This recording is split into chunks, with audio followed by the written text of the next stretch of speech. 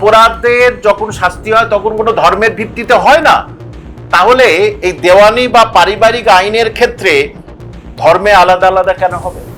শ্রেণী মুসলমানের সবচেয়ে বেশি ক্ষতি, 2-3টে বিয়ে করতে পারবে, যা বাবারে বড্ড বাধা হয়ে গেল। কোনো নারী সম্মতি দিতে পারে যে আমার একটা সতীন আসবে? কোনোদিনই সম্ভব? কিন্তু ওই যাওয়াটা বলে দিল, মেয়েটা তো মুখ চোরা বলতে পারলো না, একটা বিয়ে করলো। বেশ কিছু মুসলিম মহিলা আমার কাছে পড়তে আসে, বলছে সে পাড়ার লোকজন বলছে, তারা দাড়ি টুপি নিয়ে, তোরা কেন পড়াশোনা করছিস, চাকরি করে কি হবে, সেবা কর, সেবা কর, সেবা কর আর বাচ্চা বাচ্চা হোক। মিনিমাম ইসলামিক শিক্ষা দিন আর ম্যাক্সিমাম আধুনিক শিক্ষা দিন, তবে আপনার মহিলারা সমাজে সমস্ত জায়গায় ঘুরে বেড়াতে পারবে, তারা চাকরি পেতে পারবে, তারা কি বলবো মুক্ত মনে এদিক ওদিক যেতে পারবে। বহু মুসলিম মহিলা, প্রান্তিক মহিলা যারা আমার কাছে আসে, তারা আফসোস করে যে তাদেরকে বাধা দেওয়া হচ্ছে। যখন অভিন্ন ফৌজদারি বিধি আছে, ইউনিফর্ম ক্রিমিনাল কোড আছে, তাহলে কেন অভিন্ন দেওয়ানি বিধি হবে না? যখন অপরাধের ক্ষেত্রে শাস্তির জন্য কোনো ধর্মের ভিত্তিতে হয় না, অপরাধের যখন শাস্তি হয় তখন কোনো ধর্মের ভিত্তিতে হয় না, তাহলে এই দেওয়ানি বা পারিবারিক আইনের ক্ষেত্রে ধর্মে আলাদা আলাদা কেন হবে? পরিষ্কার কথা। তাহলে uniform civil code, uniform criminal code যখন এক, ইউনিফর্ম সিভিল কোড জাতি ধর্ম বর্ণ নির্বিশেষে একই হবে, এটা খুব স্বাভাবিক। এবং আমি সমস্ত সংখ্যালঘু সম্প্রদায়ের মানুষকে বলবো, ধর্মের ঊর্ধ্বে এসে বিচার করুন। প্রগতিশীল, বৈষম্যহীন, সমাজতান্ত্রিক রাজ্য এবং ভারত গঠনের জন্য এই দেওয়ানি বিধিকে সাপোর্ট করা উচিত।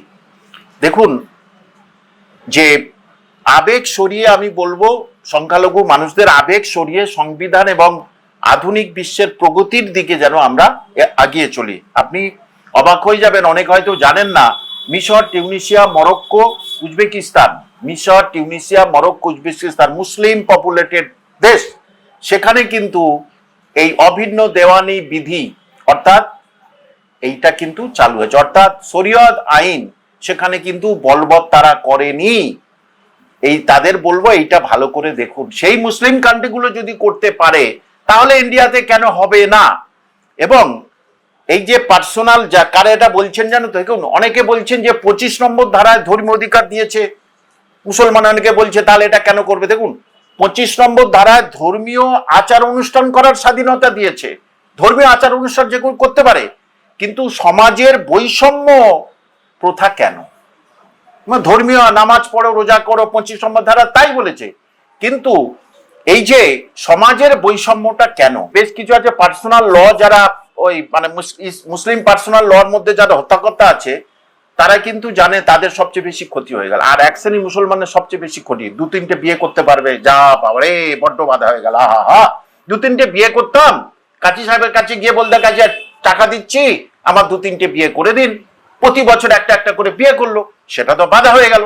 আর সেই জন্যেই এই অভিন্ন দেওয়ানি বিধির জন্য এদের কিন্তু খুব মানে জ্বলন শুরু হয়ে গেছে। যে সুতরাং পার্সোনাল ল, মুসলিম পার্সোনাল ল, সেখানে দেখা যায় পুরুষদের অধিকার বেশি, নারীদের অধিকার কিন্তু কম দেওয়া হচ্ছে।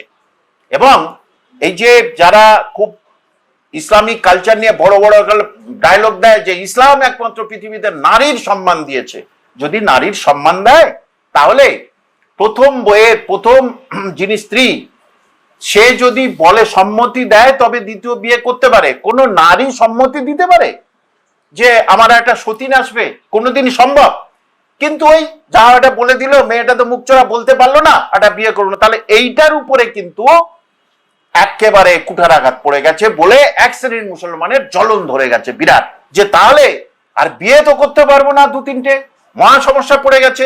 এবার তারা অনেকেই বলতো আমরা নয় 2-3টে করি, 4টে করি, তো অনেক হিন্দু আছে তাদের একটা বিয়ে, কিন্তু 2-3টা সম্পর্ক। মাননীয় মুখ্যমন্ত্রী সেটাতেও কিন্তু হস্তক্ষেপ করেছে, অর্থাৎ লিভ টুগেদার করলেই তাকে কিন্তু 7 দিনের মধ্যে জানাতে হবে, না হলে তার জেল হবে। সুতরাং সুন্দর করেছে ইউনিফর্ম সিভিল কোড। এবং 44 নম্বর আর্টিকেলে 44 নম্বর ধারা নির্দেশমূলক নীতি আছে, সেখানেই পরিষ্কার করে যতজন সংবিধানের যারা ছিল সংবিধান প্রণেতারা, নিশ্চয়ই এদের থেকে অনেক বেশি পণ্ডিত ব্যক্তি, সেখানে আবুল কালাম আজাদের মতো মানুষ ছিলেন, সেখানে শহীদুল্লাহর মতো মানুষ ছিলেন, মানে পণ্ডিত মানুষ, সেখানে এক মাওলানা ছিলেন হজরত মহানি, রফি আহমেদ কিদায় যার নামে রোড, তিনিও ছিলেন। তারা কিন্তু সংবিধানের 44 নম্বর ওই নির্দেশমূলক নীতিটাকে সাপোর্ট করে বলেছে অভিন্ন দেয়ানি বিধি চালু করা হবে। তাহলে তারা যখন বলে গেছে এক শ্রেণীর মানুষের এটা এত জ্বলন কেন, ওই একটা কথা বললাম, আমি 2-3টে বিয়ে করতে পারবো না, আমি ইচ্ছা করে মহিলাদের উপর অত্যাচার করতে পারবো। অত্যাচার মানে বেশ কিছু মুসলিম মহিলা আমার কাছে পড়তে আসে, বলছে সে পাড়ার লোকজন বলছে তারা দাড়ি টুপি নিয়ে, তোরা কেন পড়াশোনা করছিস, চাকরি করে কি হবে, সেবা কর, সেবা কর, সেবা কর আর বাচ্চা বাচ্চা হোক। মানে কি ধরনের কথা তারা এসে আমাকে বলছে। তাহলে এইটা কিন্তু এবার সমতা হবে, অর্থাৎ মেয়ে এবং ছেলের মধ্যে সমতা নিয়ে আসবে। যেটা এক শ্রেণীর মুসলমান এই কিছু মুসলিম মহিলাদের উপরে অত্যাচার করতো, তোরা পড়াশোনা করবি না, তোরা চাকরির দিকে যাবি না, তোরা ঘরে বসে থাক, আর এই জন্যেই তার উপরে কুঠারাঘাত করে দিয়েছে এই সরকার। 14 বছরে, 13 বছরে, 12 বছরে, অর্থাৎ যৌবন প্রাপ্ত হলে তাকে বিয়ে দিতে হবে। তা এটা কিন্তু অনেক হিন্দু বাড়িতেও এটা হয়, গ্রামে গঞ্জে গিয়ে দেখবেন অনেক হচ্ছে কি প্রান্তিক হিন্দু বাড়িতে তাদের কিন্তু কম বয়সে বিয়ে দিয়ে দিচ্ছে, বুঝলেন, 8-এ পড়ছে, 9-এ পড়ছে, বিয়ে দিয়ে দিচ্ছে। সুতরাং একটা সম্প্রদায়কে কি করা হয়, এটা কি করা হয় যে একটা সম্প্রদায় বলুন ওই ছোট ছোট মেয়েদের বিয়ে করতে পারবে না বলে তাদের একটু মানে হিংসে হচ্ছে, বুঝলেন, কিন্তু এটা কোনো সম্প্রদায়কে নয়। একটা সম্প্রদায়ের গায়ে লাগলে সে বলবে আমার সম্প্রদায় এটা বলছে না। আমি তলব করে বলছি, গ্রামে গঞ্জে কম বয়সী বহু মেয়ে পড়তে আসে, তারা আমার কাছে বলে যে একেবারে 9-এ পড়তে পড়তে বিয়ে হয়ে গেছে, কেউ বলে 11 ক্লাসে পড়তে পড়তে বিয়ে হয়ে গেছে। এখন তারা এসে বলে, তা এইটা মহিলারা কিন্তু পড়াশোনার মধ্যে আসুক, কারণ আগের সরকার তো পড়াশোনার নামে নানা রকম শুরু করেছিল, এইবার এই সরকার তো তাদের পড়াশোনার একটা সুযোগ দিচ্ছে, এবং এটা মহিলারা উদাত্ত কণ্ঠে পুরুষের সঙ্গে তারা পাল্লা দিতে পারবে। আরো 33% রিজার্ভেশন দিয়েছে, আরো সুন্দর হলো। সুতরাং মহিলারা, সকল ধর্মের মহিলারা কিন্তু এবারে কিন্তু প্রাণ ফিরে পেল বলে আমি বিশেষ করে ইসলাম ধর্মের মহিলারা, যেটা ঘরের ভিতরে ছিল, এই ডিমের ভিতরে শুধু থাকে, ডিম ফুটে বাইরে বার হয়ে দেখ কত বড় বিশ্ব আছে, যেখানে মানুষ কত আধুনিক হয়েছে, এটা এরা হবে না। শুধু ওই ইসলামতন্ত্র নিয়ে থাকবে, আর পড়াশোনা 80% হচ্ছে ইসলামী শিক্ষা দেবে, আর 20% মাত্র আধুনিক শিক্ষা দেবে। আমি বলছি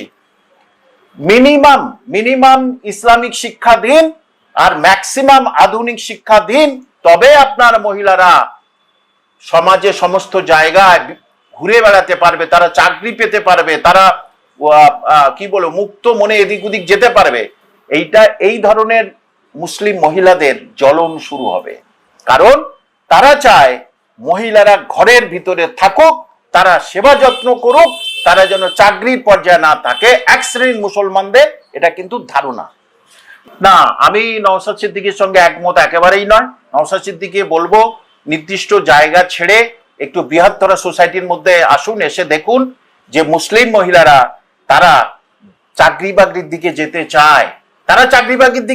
চায়, কিন্তু তাদেরকে চাকরি বাকরির দিকে যেতে দেওয়া হয় না, যে তোরা ঘরের ভিতরে থাক। আমি সব শ্রেণীর মুসলমানদের বলছি না, এক শ্রেণীর মুসলমানদের বলছি।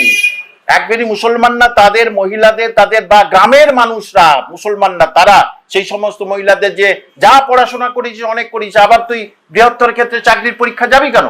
কারণ 33% রিজার্ভেশন দিয়েছে মহিলাদের জন্য। এইবারে মহিলারা কিন্তু ঘরে ঘরে চাকরি পাবে, সেখানে তারা চাকরির পরীক্ষার জন্য আসবে, তারা বাইরের দিকে আসবে, এটা খুব স্বাভাবিক জিনিস। সেটা এক শ্রেণীর মুসলমানরা করতে দেবে না, এবং নওশাদ সিদ্দিকী যেটা বলেছে আমি সেটার তীব্র বিরোধিতা করছি। মুসলমানদের মহিলাদের স্বাধীনতা খর্ব করেছে এক শ্রেণীর মুসলমান।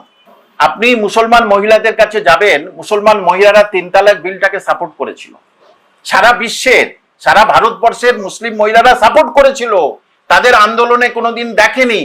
ঠিক তেমনি অভিন্ন দেয়ানি বিধিতেও মুসলিম মহিলারা কিন্তু আনন্দে আত্মার হবে। তাদের কথা ছেড়ে দিন, যারা শুধু ওই শরীয়ত আইন মেনে চলে, শরীয় আইন তাদের কথা ছেড়ে দিন, যারা ওই ডিমের মধ্যে শুধু থাকতে চায় সেই সমস্ত মহিলার কথা ছেড়ে দিন। আমি তো বলছি বহু মুসলিম মহিলা, প্রান্তিক মহিলা যারা আমার কাছে আসে, তারা আফসোস করে যে তাদেরকে বাধা দেওয়া হচ্ছে, কেন বাইরে গিয়ে পড়াশোনা করবি? যা পড়েছিস ঠিক পড়েছিস, এবারে বিয়ে থা কর। অথবা বিয়ে থা করেছে, তোর বাচ্চা কাচ্চা হয়ে গেছে, তুই ঘরে বস, সংসার কর। তুই আবার ওরকম গিয়ে পড়াশোনা করবি, তুই আবার রেলে চাকরি করবি, স্কুলে চাকরি করবি, আইসিডি চাকরি করবি, এখানে থাক। তারা এসে আমাকে বলছে, আমি তো এটাই বলছি আপনাকে, তারা এসে আমাকে বলছে। সুতরাং নওশাদ ভাইকে বলবো যে আপনি একটু চারদিকে সার্ভে করে দেখুন, সেই মহিলাদের স্বাধীনতা খর্ব করছে এক শ্রেণীর মুসলমান।